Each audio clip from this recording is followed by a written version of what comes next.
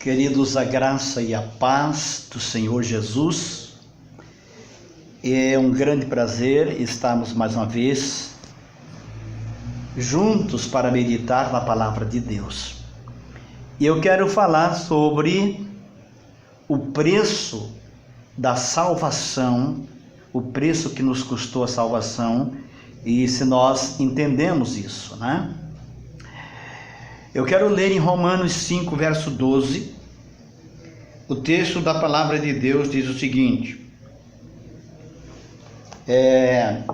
ele diz aqui no verso 12, portanto, assim como por um só homem entrou o pecado no mundo, e pelo pecado a morte, assim também a morte passou a todos os homens, porque todos pecaram.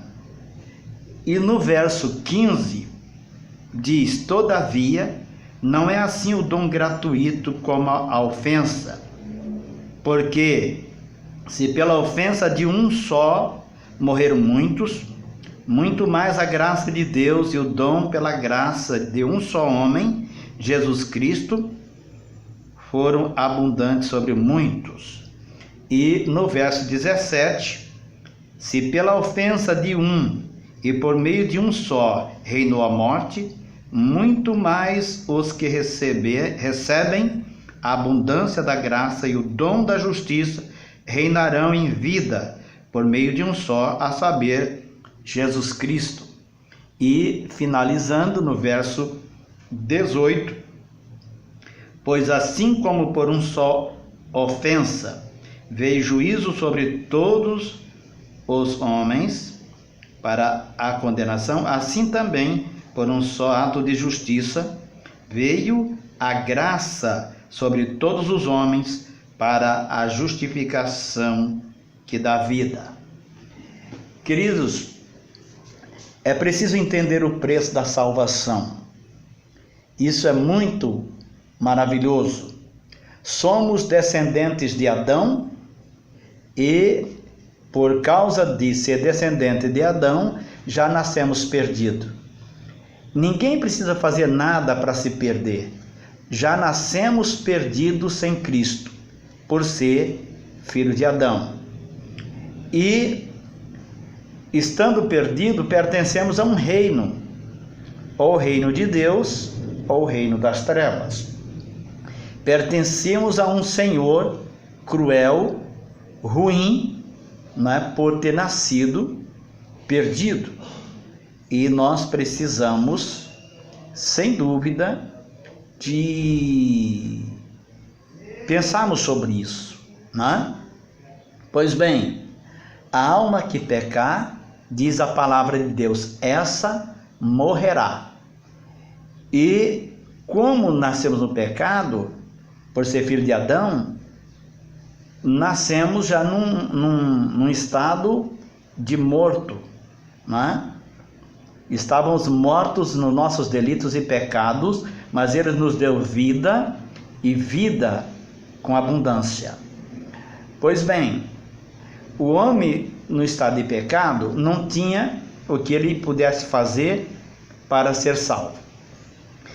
Nem boas obras, nem ser bom, nada que você faça é capaz de te salvar. Por quê? Porque não é os atos de bondade de ninguém que o salva. Não é você dar esmola, não é você ser bonzinho, não é você criar créditos para trocar a troco da salvação, como muita gente pensa. Ele pensa porque ele é bom, ele é bacana, e não faz mal a ninguém, não fala dos outros, não dá prejuízo a ninguém, então já está salvo. Isso é engano, porque o que salva é Cristo. Quando o homem estava sem Cristo, ou todos que não creram na salvação por Cristo, eles estão perdidos. Precisa crer em Cristo para ser salvo. Então, o que acontece é que na escravatura, quem estudou sobre a escravatura sabe disso. As pessoas, elas pertenciam a uma pessoa, era como um objeto, e como uma vaca, um cavalo ou qualquer outra coisa. E para que aquela pessoa fosse de uma outra pessoa, quando era vendida, ela passava um documento e aquela pessoa então tinha um documento que aquela pessoa era escrava, pertencia a ela. E no mundo espiritual é a mesma coisa. Tem dois senhores, tem Satanás e tem Jesus, e nós nascemos já no reino deste. E a diferença é que nós temos a escolha de pertencer a um outro senhor. E para que pertencer é preciso ser comprado, é preciso ter um preço.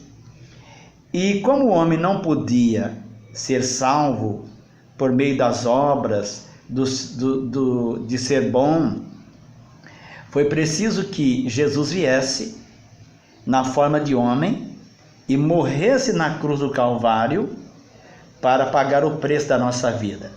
Quando ele disse, está consumado, então a nossa salvação estava paga.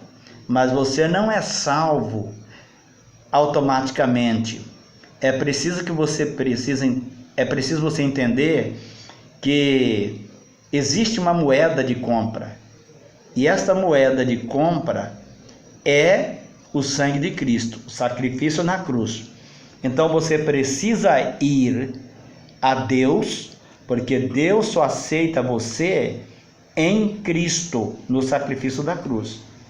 Então você diz, eu entendo que eu sou um pecador, que eu estou perdido e que sem Cristo não serei salvo nunca, e eu aceito essa moeda de troca, que é o sacrifício na cruz. Eu aceito o Senhor Jesus como meu Salvador.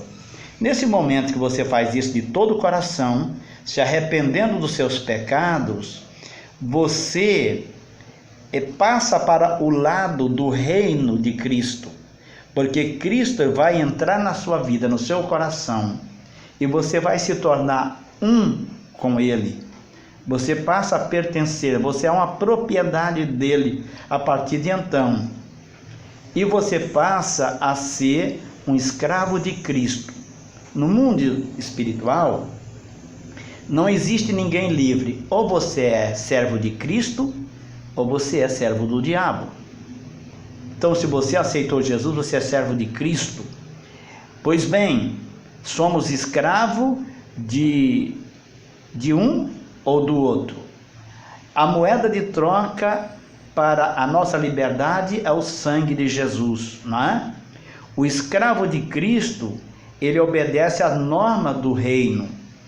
Por isso que Jesus disse assim, ninguém pode servir a dois senhores, porque ou há de obedecer a um e aborrecer o outro, ou há de aborrecer aquele e servir a este, não é? Então, se eu estou salvo, algumas pessoas me dizem assim, bom, pastor, então, sendo assim, eu estou salvo, eu posso fazer o que eu bem entender?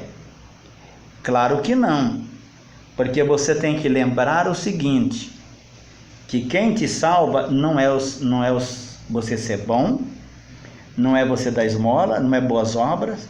O que te salva é Deus, que decidiu, através de Cristo, entregar a vida dele para pagar o preço da nossa salvação na cruz, para nos tirar do reino das trevas e nos transportar para o reino do Filho do seu amor.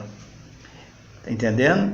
Então, quando você aceita Cristo como Senhor, dentro do seu coração, na sua alma, já é criada uma disposição de obediência, de servir a Cristo.